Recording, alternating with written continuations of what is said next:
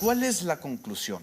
Ya sabemos entonces que las vacunas no son garantía de evitar la infección del COVID-19, pero sí son garantía de evitar los efectos más adversos o más graves o agudos del COVID-19. ¿Esa sería la conclusión? Sí, esa es la conclusión a grandes rasgos y más numéricamente hablando.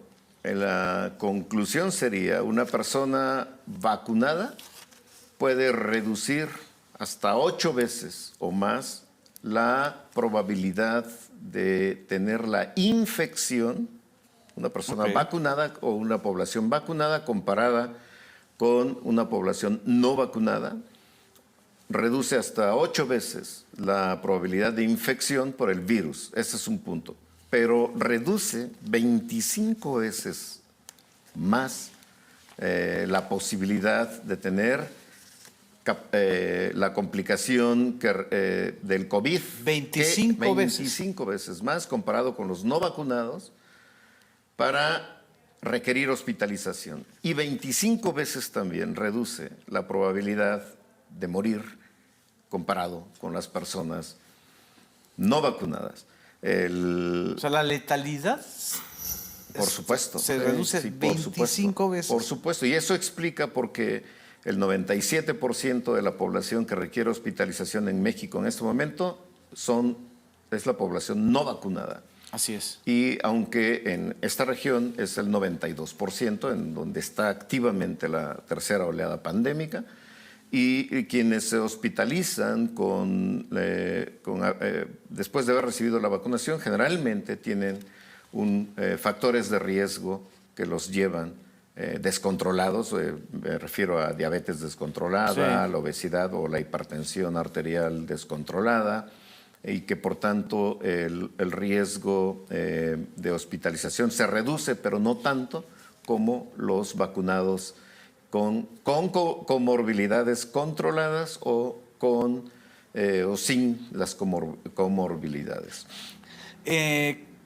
¿Cuándo o cómo podríamos saber que ya está pasando la tercera ola? ¿Cuando llegue otra variante o cuando reduzca el número de transmisiones? Bueno, uno desearía que no hubiese más variantes, sí, o no de esta característica como la Delta. También lo he dicho anteriormente, ojalá sea que el costo que le puede representar al virus el tener una mayor capacidad de transmisión sea disminuir su patogenicidad. Exacto. Que cada vez se haga más débil para causar enfermedad. Obviamente esto es una hipótesis. Es una hipótesis, sí, en general hablando, en virología, pero hablando desde el punto de vista de evolución viral, los evolucionistas seguramente no estarán de acuerdo con lo que yo he dicho, y ellos podrían pensar que también podría haber una mayor patogenicidad. Sin embargo, bueno, esto es una discusión científica, académica. Pero hasta ahora no ha habido una variante, esta variante más peligrosa, más uh-huh. patogénica. No, hasta el momento no. Y todo indica, ni la gama. Y todo indica con Delta de que no es más agresiva y no es más patogénica que las variantes que le antecedieron. Es más transmisible. Con Delta ocurre algo especial y quizá podría explicar por qué las personas vacunadas no pueden presentar síntomas. Exacto. Muy leves, en general son muy leves. Y para esto pues sería importante referir a un brote que hubo en Massachusetts, sí, en centros recreativos donde las personas en Estados Unidos van con mucha frecuencia durante el verano. Y de casi 470 personas que fueron, vieron la mayoría de ellas vacunadas, sobre todo había personas vacunadas, Hubo este brote que se ha hablado mucho internacionalmente, y sobre todo los Centros de Control de Enfermedades lo han referido, y se trata de que las personas vacunadas tuvieron síntomas. El 74%, de ellos tuvo síntomas.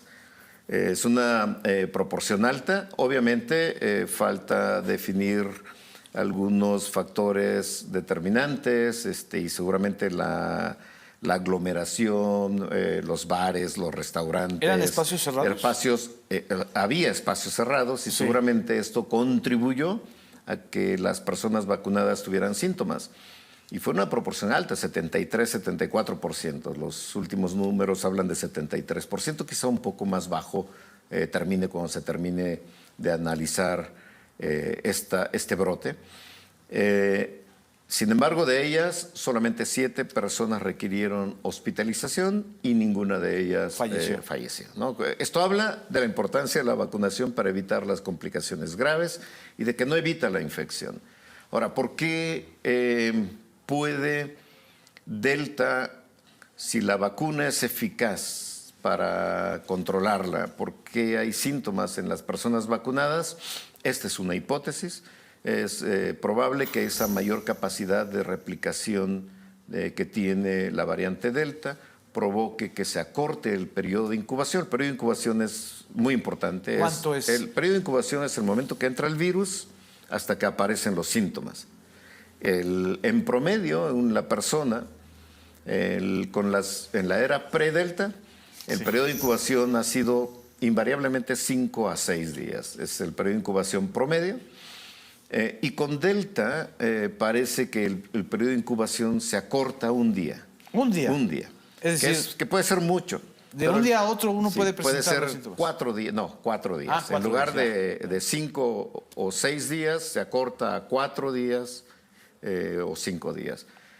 Y este tiempo es importante porque la vacunación, el objetivo de la vacunación es decirle al organismo, cuando vuelvas a tener o cuando tengas al virus enfrente y te trate de infectar, yo tengo memoria contra ese virus, claro, y vamos a producirle anticuerpos o vamos a activar algunas células que lleguen y destruyen a cada célula que logre infectarse por el virus.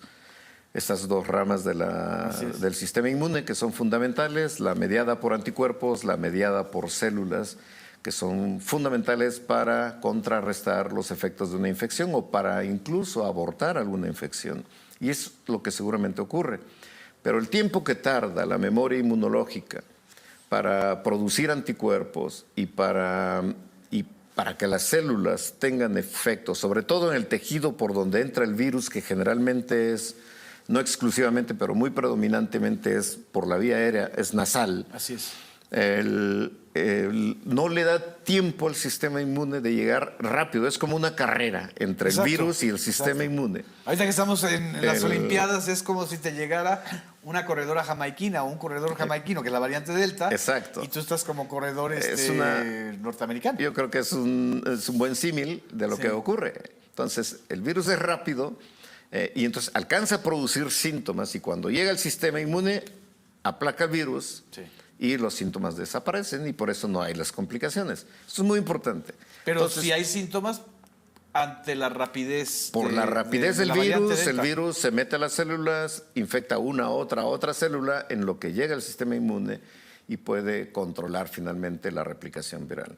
Y esto muy probablemente es lo que ocurra. Se están haciendo las investigaciones para demostrar este efecto, pero al menos... tiene sentido de que el tiempo que tarda esta memoria inmunológica para poder neutralizar al virus o destruir a las células que ha infectado el virus, que es la otra rama de la respuesta inmune, tiene este periodo de tardanza, y en esta carrera Delta gana en que llega más rápido, pero a final de cuentas el sistema inmune logra vencer al virus gracias a la vacunación que ha producido este efecto sobre el sistema inmune. ¿Qué le podemos decir a los jóvenes que pues deben estar bastante preocupados, sobre todo los que no se han vacunado, los menores de 30 años, sobre todo hay una gran población de jóvenes. En la Ciudad de México ya empezó esta vacunación, la vacunación de los centennials que decíamos, que ya no son millennials, son los centennials. Pero ¿qué les decimos, doctor? Bueno, igual como a mí me gustaría insistir en la responsabilidad individual y la responsabilidad social. Los jóvenes forman, todas las personas jóvenes forman uno de los pilares para poder acabar con un enemigo común que tenemos todas las personas, independientemente de la edad o de su condición política, social o económica. Y el enemigo común se llama SARS-CoV-2 o es la pandemia por COVID-19. Ese es el enemigo común, hay que verlo como un conjunto que somos, como sociedad, y tratar de tener esa responsabilidad individual, o sea, finalmente tener conciencia de que cada una de las personas es importante para poder acabar con la pandemia, y para acabar con la pandemia se requiere la vacunación, hay que vacunarse. La vacuna sirve contra todas las variantes que se han presentado hasta este momento. Y por otro lado, con las medidas no farmacológicas de salud pública, las intervenciones no farmacológicas, donde cada persona, sea joven o no sea joven, debe tener conciencia de que hay que aplicarlas y hay que evitar la transmisión, que es el objetivo final. ¿Va a lograr la meta el país de tener en octubre, estamos hablando de 2 meses, ya 2 meses, la vacunación del esquema completo para mayores de 18 años? Yo pienso que sí, como la disponibilidad de vacunas se ha tenido en todo el tiempo, gracias a las gestiones de la Secretaría de Relaciones Exteriores y de la Secretaría de Salud. Es factible que se cumpla con la meta de que en octubre todas las personas de 18 o más años de edad tengan al menos la primera dosis. Y quienes no se han vacunado de cualquier edad, aunque haya pasado la temporada de su vacuna oficial, debe vacunarse. Se están abriendo las posibilidades para que las personas de 60 y más años de edad, las personas de 50 y más, las personas de 30, 40, 30 o 20 años y más se vacunen actualmente, ¿no? Obviamente, de acuerdo a los programas, pero las personas de 40 y más, sobre todo, deben de aplicarse su primera o, muy importante, su segunda dosis si ya están dentro del periodo mínimo que han marcado los lineamientos de la Secretaría de Salud para poder vacunarse. Deben de hacerlo.